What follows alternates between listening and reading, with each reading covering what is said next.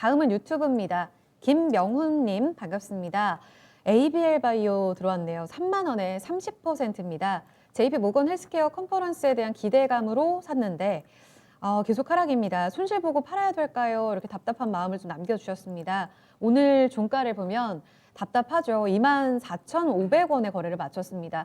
연초에는 그래도 3만 원 선을 지켜주더니 결국에는 이렇게 이탈이 된 상황입니다.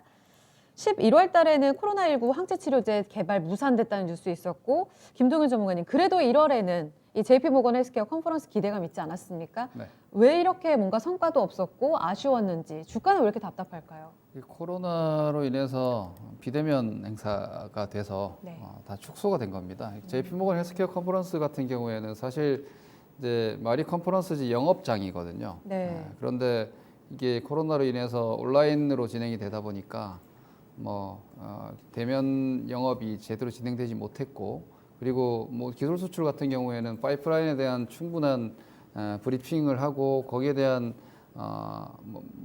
좀 계약을 선행해서 진행을 해놓는 이런 차원이기 때문에 뉴스가 좀 더 강하게 나와줬어야 되는데 그게 너무 그냥 흐지부지 지나가 버렸죠. 그러다 보니까 오히려 12월에 이제 계절적인 부분이 이제 1월 달에 이제 시장이 항상 코스닥이 좀 강하고 네.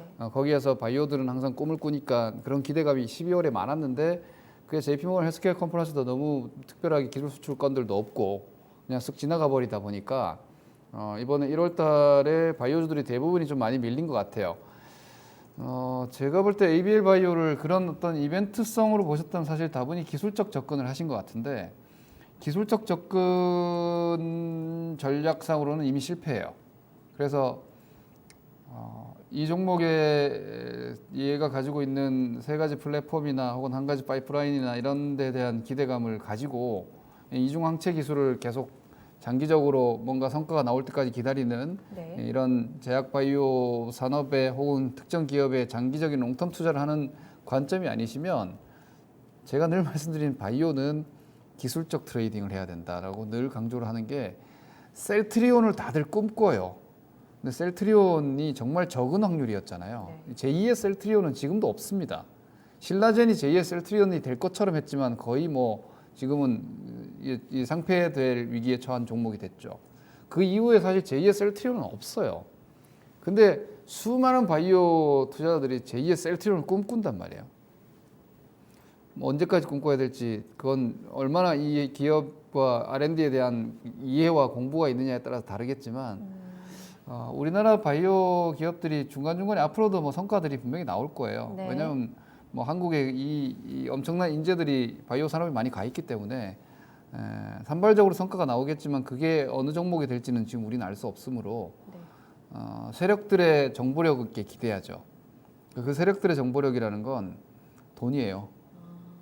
예를 들어서 어떤 기업이 뭔가 성과가 나오기 시작하고 그 주변에 다 알 거 아니에요. 그게 사실상 보면은 선행매매라는 게 되고 내부자 거래라는 게 되지만 주식시장에는 그런 게 횡행합니다. 그러면 사실 거래량이 늘어날 거고 네. 주식이 먼저 올라가기 시작하겠죠. 네. 그리고 나중에 재료가 나오거든요. 그게 차트로는 나와요.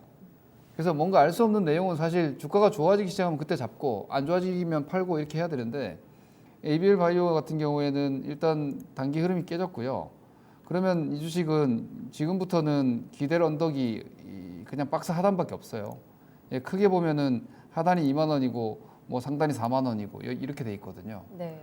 그러면 별 내용 없이 질질 흘러내리면 4만 원까지도 사실 가능합니다. 2만 원까지도. 2만 원. 네네. 그러니 지금 매수가 3만 원 선에서 고민을 하신다라면 로스컷 생각을 하셔야 돼요. 근데 정말 다행인 거는 네. 삼성바이오와 셀트리온에서 주가 움직임이 지금 좋아지고 있어요. 특히 삼성바이오. 네. 그 삼성바이오와 셀트리온이 바이오 업종 섹터에서는 큰 형님이잖아요. 그러니까 그쪽으로는 큰 돈이 들어가거든요. 그러니까 삼성바이오나 셀트리온을 큰 자금들이 지금 놓지 않고 있다라는 게 이 바이오 헬스케어 관련한 종목군들의 그나마 지푸라기 같은 거예요. 여기서 만약에 시장이 조정 구간에서 삼성바이오가 90만 원 넘어가 준다. 그럼 바이오주의 그냥 심리 자체가 살아나거든요. 그렇게 됐을 때 빠져나오는 거예요. 그렇게 됐을 때. 왜냐하면은 제가 늘 계속 말씀드리지만 코로나는 이미 끝물이에요.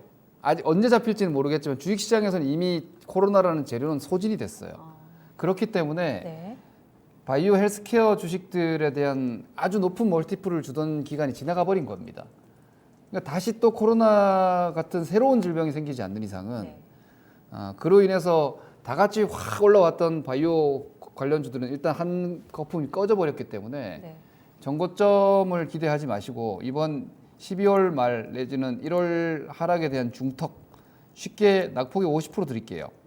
예, 이 하락의 한 50%면 웨이비엘 바이오 같은 경우는 한 28,000원이나 27,000원 정도 될 것 같습니다. 네. 이 정도 구간에서 내가 기대한 대로 움직이지 않았다라고 생각을 하고 손절 매도 하시고 좀 더 2021년도에 당장 실적이 더 잘 나올 수 있는 전기차 관련 전장 그리고 IT 반도체 소부장 이런 쪽으로 성장 섹터에 무게 중심을 더 두시는 것이 네.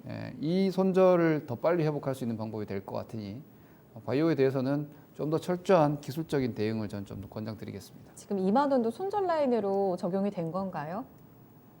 27,000 ABL 바이오지 않습니까? 예. 네, 27,000원 아래쪽으로 더 밀려 내려가더라도 견디고 일단은 그럼요. 반등을 여기서 이용해 이제 보자. 추격 이 매도는 좀 말씀이신 늦었고요. 거죠? 예, 아까 알겠습니다. 말씀드린 삼성바이오가 좋으니까 반등할 때 네. 그때 매도를 하시면 될 것 같습니다. CMO 쪽으로 분위기가 좀 살아나고 있다는 점이 그나마 좀 위안을 삼을 수 있는 포인트인 것 같습니다. 반등 시 매도를 이용해서 좀 주도주로 종목 교체하는 전략 나왔으니까요. 힘내시고 김명훈님 좀 더 보유하는 전략으로 가보시죠. 갖고 계신 바이오 관련해서 갖고 계신 종목들도 함께 투심 영향 받을 수 있다는 점 함께 참고를 해보시면 좋을 것 같습니다.